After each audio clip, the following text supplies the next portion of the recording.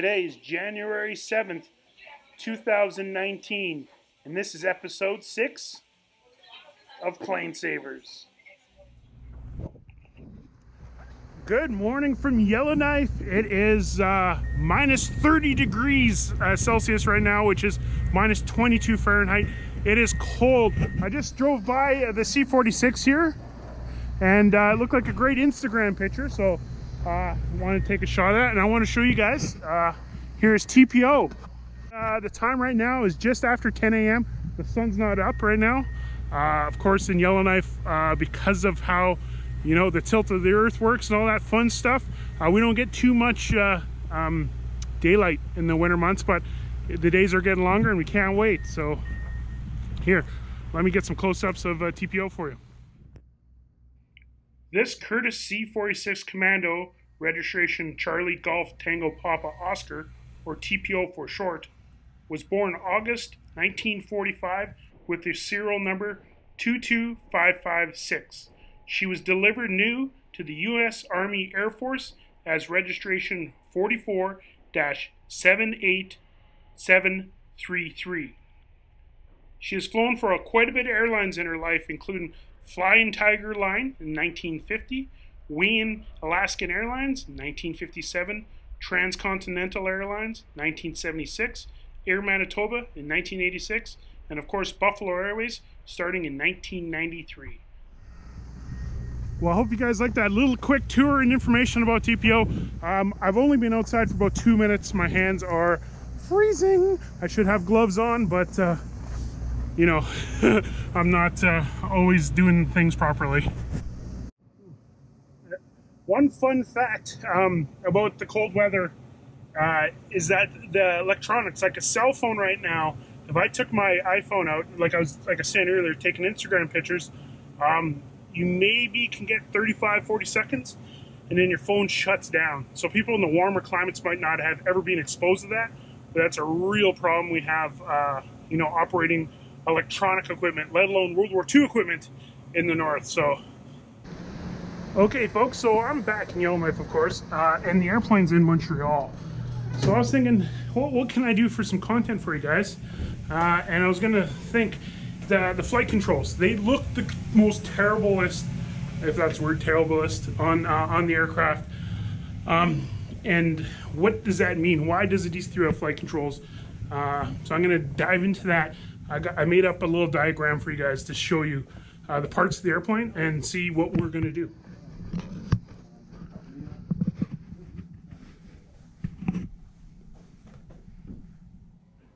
Okay, so here's DTD before it got stripped in Montreal. And I like to point out here we got some props, some engines, the ailerons, the elevators, and then the rudder. So there she is. That's a complete airplane. But what do we have to deal with? First, we got to take off these ailerons, put them over there. Both of them, both the left side and right side, will need to be replaced. Then we have to go, oh, yeah, the props, yeah, they're probably the first things to go, so let's get those things off there. And now, number 1 engine, okay, you can go over there. Number 2 engine, it comes off. Let's move to the tail. Right hand elevator, gone. Left hand elevator, gone. And then the rudder, yeah, it's got to go. So take that off. And that's what we have to deal with. That is the airplane as it sits in Montreal. And yeah, so take a good look. And this pile over here, that is the stuff that we got to replace, and it's going to be in Red Deer. So that's what we have going for us. So Rod found me playing with, you know, cardboard paper cutouts here in the boardroom. He's offered to take me outside to show you guys here at home why does the DC-3 have fabric flight controls? What are fabric flight controls? And really, why does the fabric flight controls in Montreal look just terrible? And what causes that to be that way? Well, everybody, I guess the question is, why do aircraft, specifically the DC-3, have fabric flight controls? I guess a quick explanation of flight controls is, a conventional flight control is made out of a stress skin structure, and the skin is part of the main frame like a skeleton. this thing doesn't need that. So basically, it's got a skin like a drum, and inside there, its skeleton is fully structural. So basically, it requires less of the skin as part of its main structure. So you can shoot the hell out of it and it'll keep flying. It is very light. As you can tell, this airplane can be 27,000 pounds at takeoff.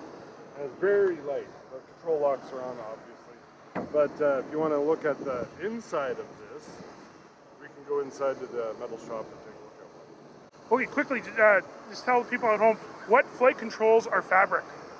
The flight controls that are fabric on the C-47 or the DC-3 are the ailerons,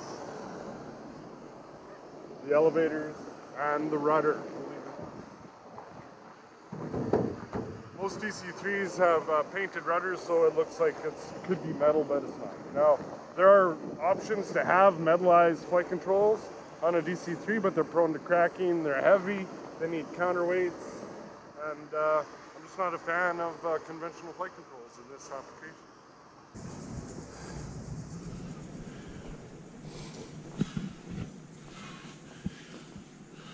So basically, if you want to take an example of a conventional metallized flight control, this would be an elevator from the C-46, which is the initial design of all modern flight controls, believe it or not. Inside this thing, there is nothing. There's no skeleton, there is no strength. The skin is part of its structure, and it's useless without the skin. Basically, if you want to look at the C-47, here's what the fabric would look like originally, made of cotton. You look at that, you know, done in 1969. Oh, it's a new one. Basically, 1969 being new? Yeah, new 1969 piece of fabric. Now, fabric was removed to look at the inner structure or the skeleton of the fabric flight control. Now, if you notice, this flight control is totally sturdy without its skin. It's just as strong. A lot of the World War II airplanes were full of bullets. Well, they're not really affecting the structure. You take the skin off a modern jet's flight control, and you won't have a shape. There's nothing there. It's just a bunch of ribs held together. Skin mandatory for most flight controls. DC-3, it has a skeleton, and it's fully structurally sound without the skin. With the skin or without the skin, one finger, it's nothing to it. Even a basic metal flight control would take two of us to pick it up because it requires counterweights and of some type, usually lead. And the whole aircraft is designed around having hydraulic assist or some kind of mechanical advantage to run these same heavy flight control, which also the air loads would help, but the DC-3 is fantastic with its design. So modern airplanes, 747, 737, they have metallized flight controls. DC-3, of course, as Rod explained, are internal skeletons right here with skin over top. Modern stuff is more like a bug, you know, it's got like an exoskeleton where the skin is part of the structure. So there's benefits and downsides and all that fun stuff, but Rod, what in your opinion, what's the downsides of having fabric flight controls? Well, the downside to having fabric flight controls is over time or in bad weather, the skin itself will deteriorate. The benefit of a fabric flight control is it's durable, it's light, it can take a lot of damage in the skin area and still be structurally sound. They're not prone to cracking.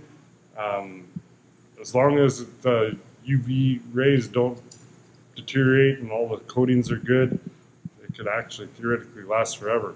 The downside is, or the upside of it is they're easily repaired. Downside would be, you know what, I don't see any downsides to the DC-3 flight control. Okay, you've seen the video, episode 3, like everyone else. It looks scary. What would you tell the people at home that think that this airplane can't fly? Well, first of all, actually, Buffalo Airways has been running DC-3s for 40 years. So The first time, and I've asked many old timers and the guys that are here that have been around we've not seen an appreciable deterioration in the structure or the ability of the DC-3 to fly, any of them. So this airplane is in civilization on its gear. It's complete, theoretically. It's not damaged, it's not in the Arctic, it never fell through the ice. It's a pretty simple operation. It's just basically a heavy check and throw some engines on it. In fact, this airplane is in a good position because it's already partially disassembled. We don't have to spend any time taking engines off and stuff like that. So this airplane is, the airplane will probably surprise you how easy it is. So that's awesome. And for everybody listening at home, that's the kind of people we work with, people that can figure out that the good stuff instead of looking at, you know, an airplane that looks absolutely terrible and saying that thing will never fly. Take it from Rod. It's just work, and we're going to try our best, and we're going to get that airplane in the air.